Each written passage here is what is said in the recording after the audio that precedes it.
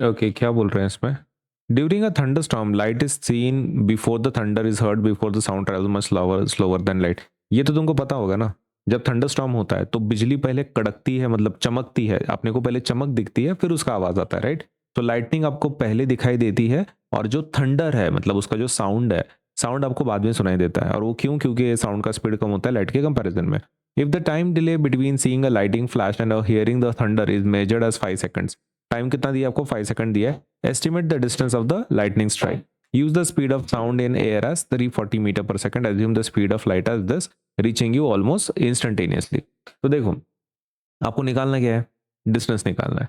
अब आपके पास आ कौन रहा है? ये जो 5 सेकंड है, किसके बीच में? साउंड का टाइम है, राइट? कि साउंड आने में कितना टाइम लग गया?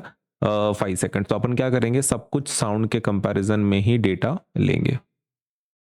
ठीक है, तो सबसे पहला जो हमारा रहेगा दैट विल बी टाइम, और टाइम यहाँ पे साउंड के हिसाब से लेंगे।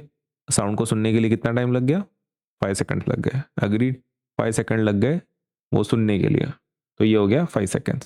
अब जो दूसरा है वो है स्पीड, है ना? अब किसका स्पीड ले? लाइट का स्पीड ले कि साउंड का ले?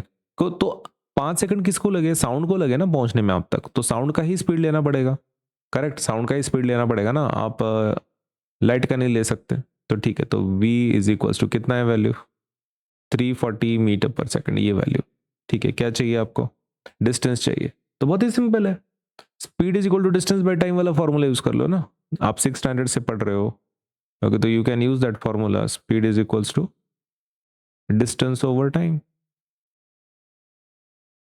यही फॉर्मूला है ना आपका। ओके, तो आपको कौन चाहिए? डिस्टेंस चाहिए, राइट? तो distance will be equal to speed into time, बराबर है? ओके, स्पीड कितनी है आपकी? 340, 340, और टाइम कितना है? 5 सेकेंड्स। तो डिस्टेंस कितना होगा? मल्टीप्लाई करो, 500, 5 4 20, 02 कैरी, 5 3 15, 16 17, 1700 मीटर्स, मीटर पर सेकेंड, है ना? ये किसका आएगा आपका? डिस्टेंस आएगा। डिस्टेंस है ना, सॉरी, तो मीटर पर सेकंड में नहीं आएगा। डिस्टेंस है तो यूनिट क्या आएगा? मीटर आएगा। तो that is your final answer. जब बिजली कड़कती है तो मतलब बिजली दिखती है और आवाज उसका बाद में सुनाई देता है। तो अगर वो 5 सेकंड के बाद सुनाई दे रहा है, मतलब जहां पे वो बिजली गिरी वहां पे ये कितना होगा? वहां से लेके तुम्हारे तक का डिस्टेंस कितना है? 1700 मीटर का है।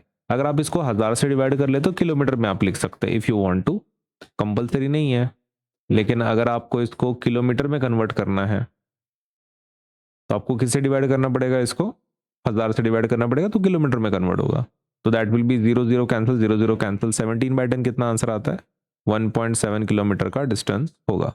कंपलसरी नहीं है, ये आपके ऊपर है। अगर आपको बताना है तो बताओ, नहीं तो मत बताओ। ये दिस इज कम्प्लीटली ऑप्शनल है, जस्ट फॉर योर अंडरस्टैंडिंग कि हम लोग कैसे कन्वर्ट कर सकते हैं। कि मीटर को किलोमीटर में तो 1000 से डिवाइड कर लो। तो is that your answer? 1700 metre? Yes, 1700 metre या फिर 1.7 kilometre. So that is your answer.